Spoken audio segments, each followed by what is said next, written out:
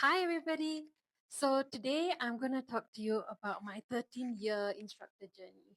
It's been a long one. I would have never thought that it would end up being 13 years and more. And today I'm going to tell you a bit more about how one class, one thought, and a 21st birthday party eventually led to a 13-year instructor journey. Stay tuned.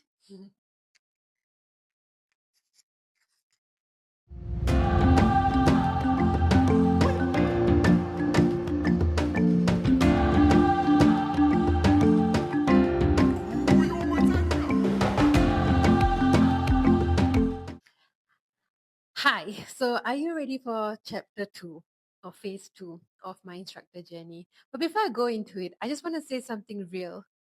I'll share something really real. So, before recording this video, I had actually had 30 minutes worth of recording that I did before. And guess what? There was no sound. So what I think happened was that my mic had actually run out of battery because I did do a test and it worked. But I guess somewhere along the 30 minutes, it decided to die on me. And I had no idea because I was in a flow as I was sharing my 13-year journey in a 30-minute video.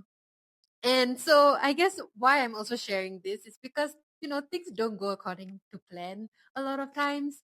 And sometimes the non-plan is the better plan or the no plan is the better plan.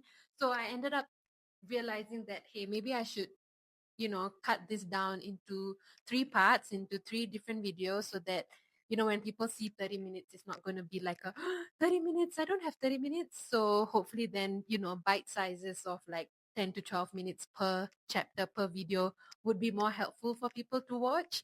So yeah, I guess the no plan or the non-plan or the plan B that I was not expecting ended up being the better version, hopefully. Anyway, why I'm sharing that is because I think that also formed a basis of what my second chapter was. Let me just take a step back and give you context of my transition from Zumba to African dance. I'm not going to focus on the genre because the focus of these videos would be the instructor journey itself, not so much the genre of what I was teaching. But I just wanted to, give a bit of context and highlight that, yeah, I did do Zumba for 5 to 6 years. I had taken an African dance fitness license a few years after I had taken my Zumba license, but I did not go full on into it until 2020, until COVID hit. And the world as we knew had shifted. And that's where my AWJ, also known as Afro with Jeevi brand, was born. So I had taken my license as an African dance fitness instructor a few years before that, but I was not ready to go full on into it. I felt like it was deeper, right? It was different. I genuinely loved African dance and the music and the moves. I felt different when I did it, but I also knew that I wasn't ready to hold space with it and to go full on with it. So I did do a few, songs and moves here and there when I did a Zumba class, but it was only in 2020 that I went full on with it. And the same lady who had, posted that Facebook post, if you watched my part one, um, she had kind of nudged me to be like, hey, you have an African dance fitness license. Why don't you do African dance? And I was very hesitant for sure. I'm not going to lie. I felt like it was a big responsibility and I wanted to do it properly. I wanted to do it out of respect and, own it in a way where like I knew what I was doing, but also knew that I was on a constant learning journey. So I think with that hesitation, um, I had maybe taken longer to decide that like, hey, I'm going to go full on with this. And it all started by doing videos at home in Singapore where I had my yellow room, my yellow background, everything was online, classes were online. And that's honestly where it started. The yellow room eventually influenced the color of my brand. And that's when it all started. Before I knew it, I was creating a logo or asking my cousin to help me design a logo. And it was really just like one thing after another. Again, I had not gone full on into it. I still had my full-time job, and this had now really become a side hustle. I knew what that meant now in my second chapter. And again, there was no plan for it to be something more, something bigger, a business. It was really just me, again, following what my heart was calling for me to do. I genuinely loved African dance. And at that time, when, things were so challenging with the world, with the job, African dance and doing classes, whether online or then eventually when we shifted offline and in-person classes came about, it genuinely gave me a space to just be, to be free, to release, and slowly, to connect with people. And slowly I started building a community.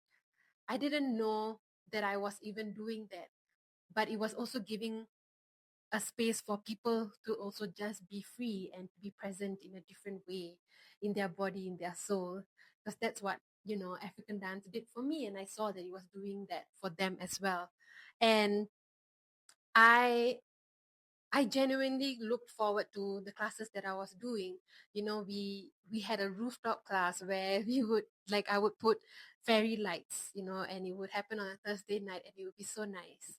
And it was just doing the little things to create something more, to create an experience. And I genuinely loved it, and I genuinely looked forward to to teaching, to connecting, to dancing.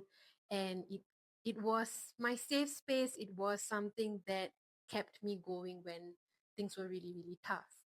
And I, again, there was no grand plan to build a business out of it, but eventually I saw that I was, you know, as an instructor, there was, my focus had always just been about teaching, right? But then now I was in a space where I had to create opportunities for myself. I had to create a brand, do marketing, do social media, like all the things that I had no idea about, right? And it was giving energy to it when I had very little left after, a full-time job, from 9 to 5. Like, it takes a lot out of you, right? And I just wanted to be able to give more energy to my dance. And that's when I decided to leave my job and focus on building a business, because I felt like, hey, if I can do this much with very little energy, and it's growing and it's building and it's creating some kind of energy and impact, like, what more could I do if I had actually more energy to build it?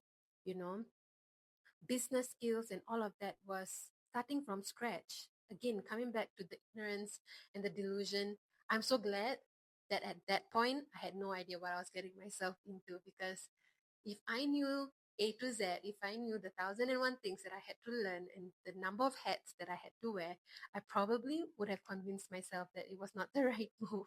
But this is not to say like I feel, okay, this is what I really feel.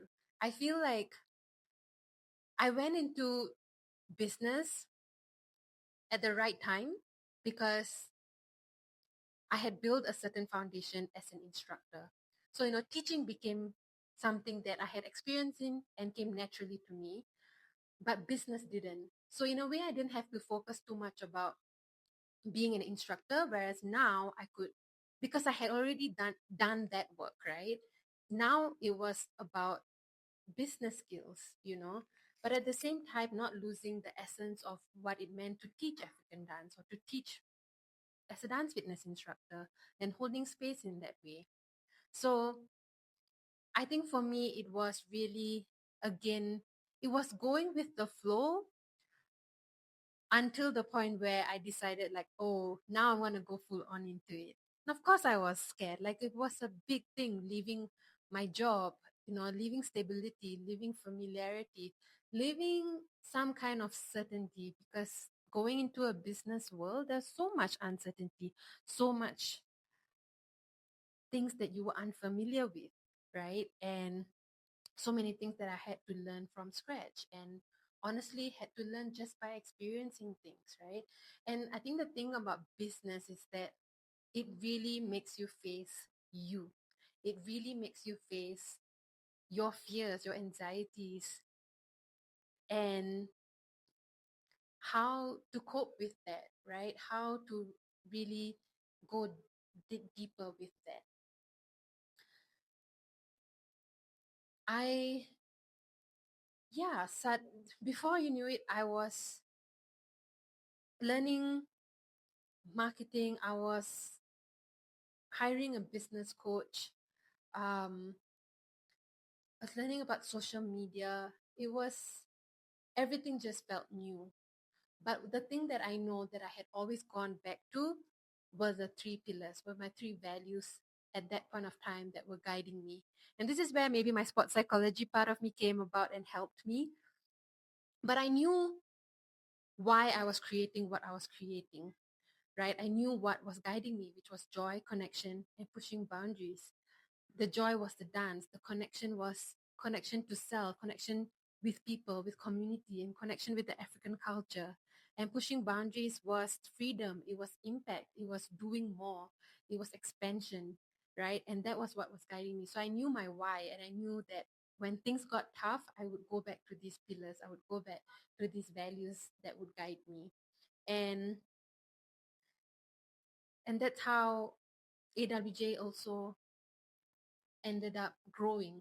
You know, it was those values that were helping it to grow. So yeah, I feel like at the end of the day, it was remembering my why, because business was tough. Not gonna lie, right? I mean, anybody would tell you that no matter what business that you do, it's going to be tough. And even more for me, when I had no idea what was business, what was being an entrepreneur. But also reflecting that, hey, I have past experiences to help me. I have built a certain foundation. And now I was also older to know who I was or who I wanted to be in this business, how I wanted to put myself out there, and also the kind of community that I then wanted to create, right? So it was really going deeper on all these things. You know, at the end of the day, the space or AWJ is also about taking that first step, right? For people who maybe feel like they had two left feet, or for people who were shy or were afraid to move their body in a certain way. It was about creating that space, because also for me, I personally felt like I didn't have that dance space that felt as welcoming. And I was intentional about making sure that the AWJ community was always going to be welcoming. And it was really going deeper with that, right? So yeah, I think it was different layers. It was building community, was building a business, building a brand, learning everything from scratch, trial and erroring, learning from your mistakes, going through the ups and downs, facing yourself, facing your fears, your anxieties, but also trying to remember who you are in all of this and not getting lost in all of it. So it's been an experience. It's been a roller coaster ride, to say the least, but it's been one of the most amazing, beautiful ride that I have taken. And if you've been watching my other videos, you might know that I do feel like I'm in a new chapter with AWJ, and I'm pivoting and I'm transitioning. And I guess maybe that's also why I felt called to share my instructor journey, or to reflect on it on a deeper level, because I know that is what's going to bring me to this next chapter, build an even stronger foundation for the next chapter of AWJ, and see how it has how it might unfold in the next few years or next few months even. So yeah, so I guess coming back to the first part of the video is, you know, sometimes it's okay if your plan fails, and it's also okay if there is no plan, and that is the that the no plan is the plan, and it's going with it, you know. So yeah, next part of the next part of the instructor journey will be about supporting instructors. So I'll see you there. Bye.